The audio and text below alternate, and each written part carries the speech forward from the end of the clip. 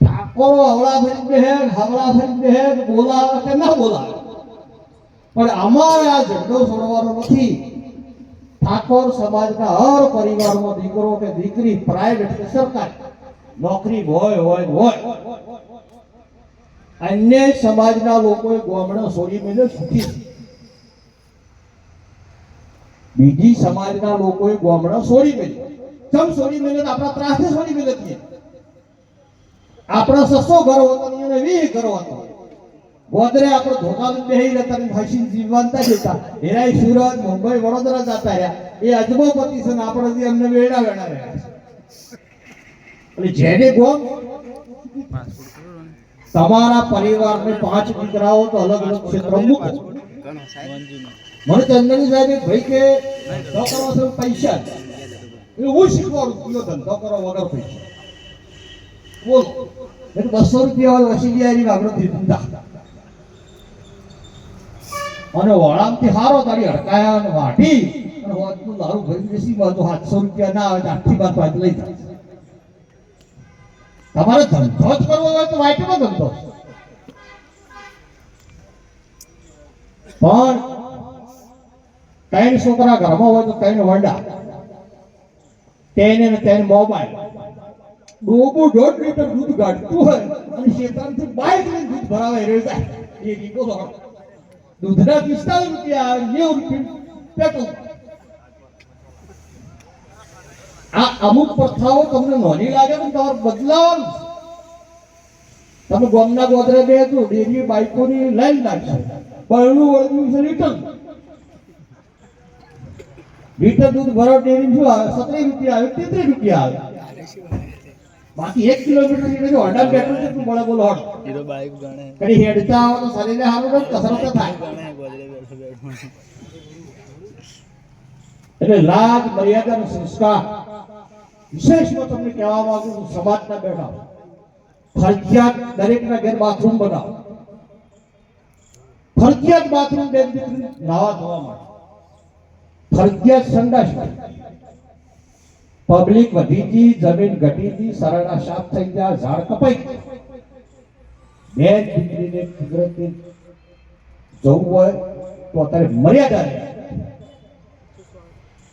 દીકરીને નાવા ધોવાની સગવડતા ના હોય, તમારી જોડે પૈસા ના હોય તો સાગર દોણાના 4 કોથળા ફાડી હોયાથી વજી અટકાયા બાવળનો 4 લાકડા કાપી પૂરી વધુ પૂર્વાથું થઈ ગઈ. ના થાય તો નહીં કહેવા. આ સુધેર સમાજને બેઠી કરવા માટે પાયાના સંસ્કાર, શિક્ષણ, સંગઠન, સારી સંગત. કોઈ પણ દીકરીઓ ઠાકોર સમાજની જે કલાકાર હોય એ રાઈટ, જે દીકરી કલાકાર હોય, ગીત ગાતી હોય, એમને જે કરતો હોય, રીલો બનાવે, ઇન્સ્ટાગ્રામ વાપરે, ફેસબુક વાપરે, કામ.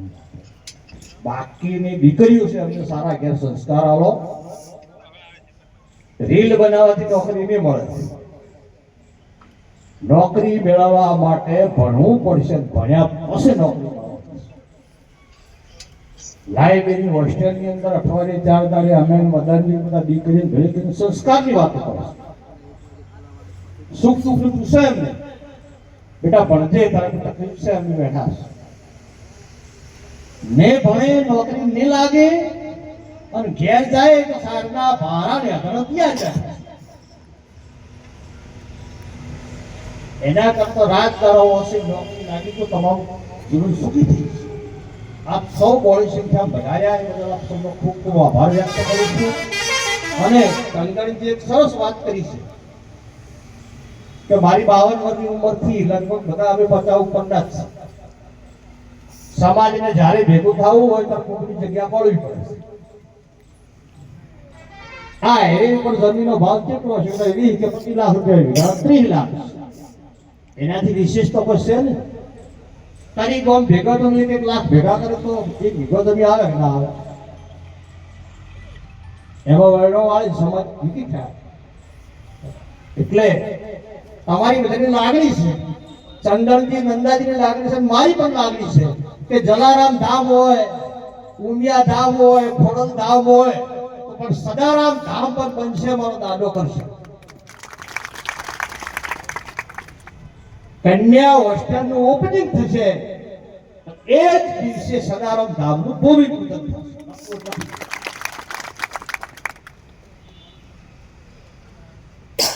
પણ એના માટે તમારો સાથ આપવો. પૈસાની જરૂર નહીં. ચંદનજી, નંદોજી, નવગણજી સમાજના હિત માટે તમને બોલાવે, એ દાડે ભાડું ના હોય તો હેડતા આવતું, તો કામ અટકે ને તો આ વડુની ભૂમિ ઉપર સદારામ સાક્ષી મારું વચન કદી ભૂલ ના કરો. તમે તો વિશેષ નહીં કરો, તમે તો ખાલી પાટણ જતા અમદાવાદ જતા સાહેબ, આખા ગુજરાતમાં ઊંધું કાઢી કરતા.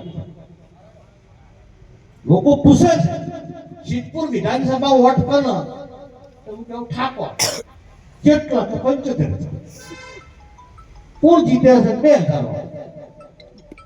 તો શું દિવાળી મેળવવાના 80,000 વોટ આપણો?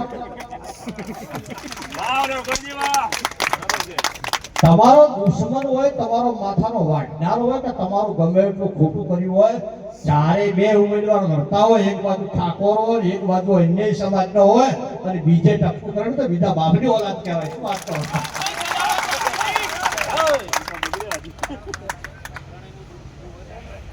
સમાજને બેઠી કરવા માટે મક્કમ પરિવાર મુઠ્ઠી બાંધ બાંધને કરું છું. અને આ બધાએ સંદરજી, નંદોજી ફોન કરે છે, તમને ગાઈ દે, તમને કોઈ થાય, તમે શું કરશો? જે થાવ હોય થાય. બોલો ભૂવો આવે નથી કેતો કે માતા વાહની છે બોકડો લાવો. હું આ ઠાકોર સમાજ તો બોકડો છું, જય વધેરો વધારી. બાકી સમાજ માટે અમે બોલવાના, સમાજ માટે લડવાના, એના માટે જે થાય કરું. મારે ફેક્ટરી છે નહીં, સંદુરજી ને બિલ્ડિંગ નું કામ ચાલે છે, 2 ફૂટ આડા વાળું સદી વધી ગયું. નંદાજી ને હું થોડા ઘણું ઘણું કર્યું છે કે ચેરમેન જ્યાંથી બી મારા શેમ્બર શેડવા છે તક નથી દેવા ઘર નથી. 300 શબ્દ કહેતો નથી. આવી જિંદગી આપી છે આ સમાજ માટે. જો સદારામ બાપુ ફકીરી કરી તો ફકીરી કરીશ. હું તમારો રાજકીય ઉપયોગ નહીં કરું, સમાજના ભયને કે આપણે લડીશું. લોકનાથ ચંદનજી બેઠા, કદી કોંગ્રેસ નું બાયોડેટા લઈને આવ્યો? મને શનિએ ટીવી ચાલો કે કોઈ આવે? આ નંદાજી ને કદી બાયોડેટા લઈને આવ્યો? મને કર્યું કોઈ જોઈતું જ નથી. અમાર 200 જણા આ બેઠા ભાષી બાયોડેટા અહીંથી લઈને આવશે, પણ લેવાનો તો હોય છે કે ગોવડાની કહેવત છે કે હાડફોડનો ગોળતો ગમે એ ઓઠા કાહા પર બેઠો ધોન દોડી તો ગોદરે આવશે.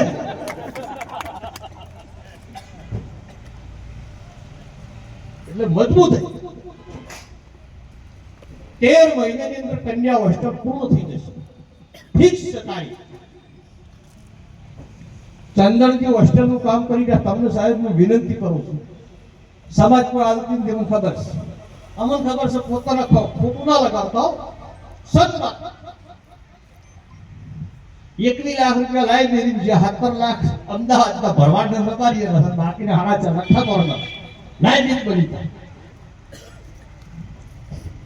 તમને ભગવાને ઘરે આવ્યું છે, તમને અમે ધારાસભ્ય બનાવ્યા છે. શેરપુર કરો કરવું પડશે તો માથું આવશે, પણ ઘરના કરોડ ગાડી ઊભું કરી તમે 5 વર્ષ પૂરા કરી છે. આપણું સાક્ષી તો ગોવિંદ સમાજમાં તમારા પૈસા આવી પાછા નહીં, પણ પૂરું કરો. ગમે તો 2 વર્ષ તૈયાર થઈ જાય, એની પછી આખો સમાજ ભેગો થઈને આપણે નિર્ણય લઈશું. એકમાં દીકરીઓ રહે ને એકમાં દીકરા. બંને સંસ્થાઓ સારી રીતે ચાલે અને વધુમાં વધુ દીકરા દીકરીઓ શિક્ષણ મેળવે, આ દિશામાં કામ કરવાનું છે.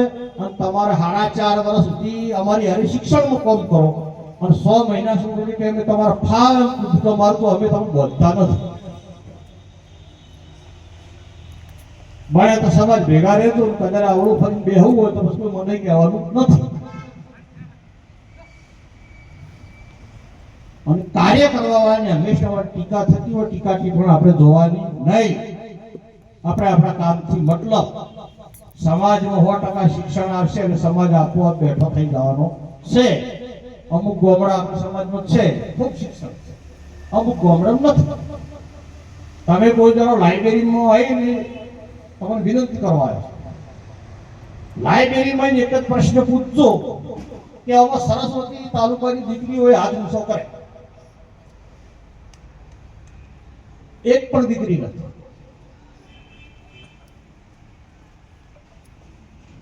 કેટલા પાસો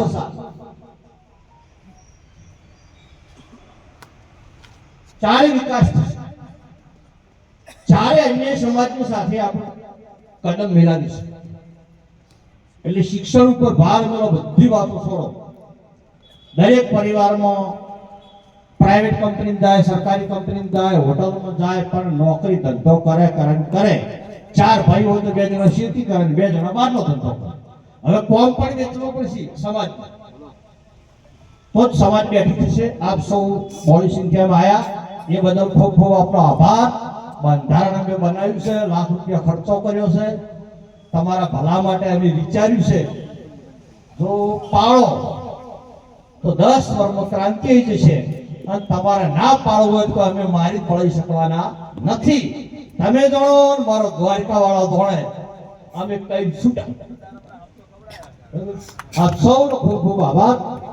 પાસપોર્ટ જો હતો અડધો બનો નવગણજીભાઈ ખૂબ સારી વાત કરી છે. થોડો ભાર મારા ઉપર પણ મૂક્યો છે.